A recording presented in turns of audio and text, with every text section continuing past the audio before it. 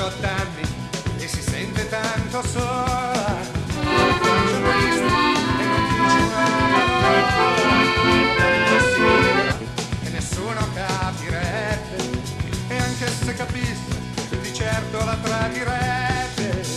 La sera in camera prima di dormire legge di amore e di tutte le avventure dentro nei libri.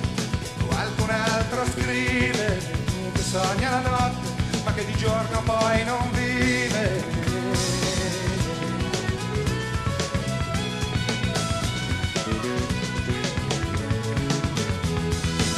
E ascolta la sua cara radio per sentire un po' di buon senso, la voce piena di calore e le strofe languide di tutti quei cantanti con le facce da bambini e con i loro cuori infranti. Ma da qualche tempo è difficile scappare, c'è qualcosa nell'aria che non si può ignorare, è dolce ma forte e non ti molla mai, è un'onda che cresce e ti segue ovunque vai. È la musica ribelle che ti vibra nelle ossa, che ti entra nella pelle, che ti dice d'uscire, che ti urla di cambiare, di mollare le menate e di metterti a lottare.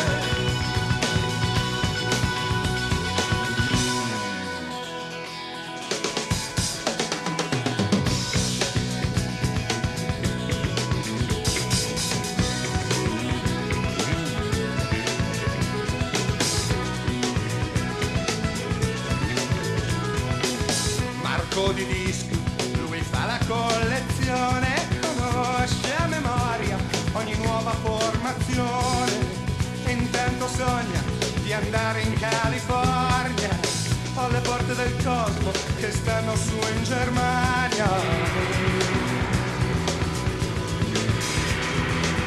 Dice qua da noi in fondo la musica non è male, quello che non reggo sono solo le parole, ma poi le ritrova ogni volta che va fuori, dentro ai manifesti ho scritte sopra i